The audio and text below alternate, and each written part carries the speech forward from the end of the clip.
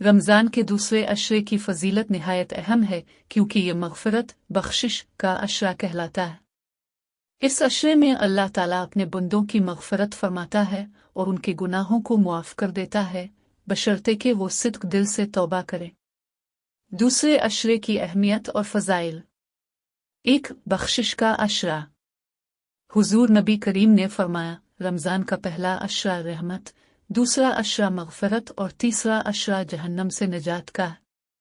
इस अशरे में अल्लाह ताला से अपने गुनाहों की मुआफ़ी मांगने का ख़ुसूसी एहतमाम करना चाहिए। 2. तौबा और इस्तिग़फ़ार की कसरत।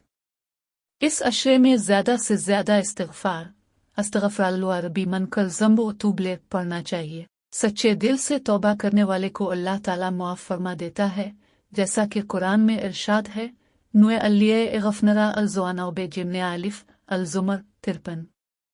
तर्जमा, बेशक अल्लाह तमाम गुनाह मुआफ़ कर देता है।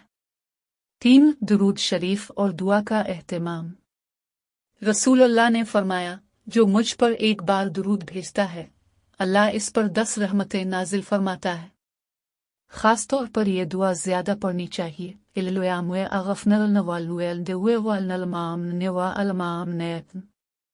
ए अल्लाह, मुझे, मेरे वालिदैन को और तमाम मोमिन मर्द और औरतों को बख्श दे। 4. सदका और खैरात का एहतमाम।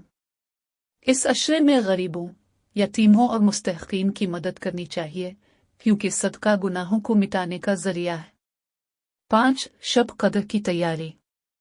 चूँकि अगला अशरा जहन्नम से निजात का है, इसलिए दूसरे अशरे में इबादत का ज़्यादा एहतमाम करना चाहिए ताकि आखिरी अशरे में मज़ीद बरकतें हासिल की जा सकें। नतीजा, रमज़ान का दूसरा अशरा हमारे लिए मग़फ़िरत हासिल करने का सुनहरी मौका है। अगर हम इस अशरे में सिर्फ़ दिल से तौबा करें, इस्तिग़फ़ार करें, दुरूद शरीफ पढ़ें, नेकी के काम करें और अल्लाह से अपने गुनाहों की मुआफ़ी मांगें, तो इंशाअल्लाह हमारे गुनाह मुआफ़ हो जाएंगे। रमज़ान के दूसरे अशरे की बरकतें बेशुमार हैं क्योंकि यह मग़फ़िरत बख्शिश का अशरा है जिसमें अल्लाह ताला बंदों की दुआएं कबूल करता है और उनके गुनाह मुआफ़ फरमाता है। इस अशरे की बरकतों को हासिल करने के लिए इबादत, इस्तिग़फ़ार और नेकी के कामों में इजाफ़ा करना ज़रूरी है। दूसरे अशरे की बरकतें। 1. अल्लाह की मग़फ़िरत का दरवाज़ा खुल जाता है। इस अशरे में अल्लाह ताला की रहमत ख़ास तौर पर बंदों की मग़फ़िरत के लिए मुतवज्जे होती है। जो शख्स दिल से तौबा करे, अल्लाह इसके तमाम गुनाह मुआफ़ फरमा देता है। 2. गुनाहों से पाक होने का मौका। नबी करीम ने फरमाया, जिसने ईमान और एहतिसाब के साथ रमज़ान के रोज़े रखे, इसके तमाम पिछले गुनाह मुआफ़ कर दिए जाते हैं। इस अशरे में इस्तिग़फ़ार अस्तग़फ़िरुल्लाह की कसरत करने से गुनाह मुआफ़ होते हैं। 3. दिल को सुकून और रूहानी तहारत मिलती है। इस अशरे में इबादत, दुआ और ज़िक्र की बरकत से दिल को सुकून और इत्मीनान नसीब होता है।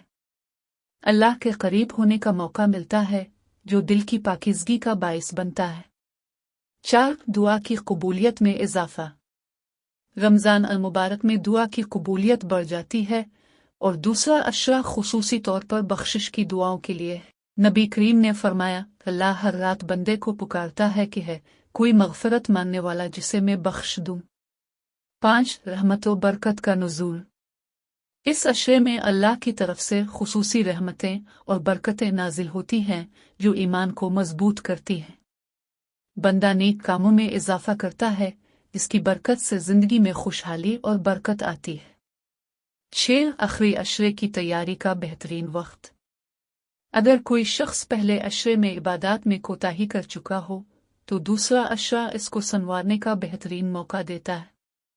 इस अशरे में नेकियों में इजाफ़ा करने से आखिरी अशरे में मज़ीद बरकतें समेटने में आसानी होती है।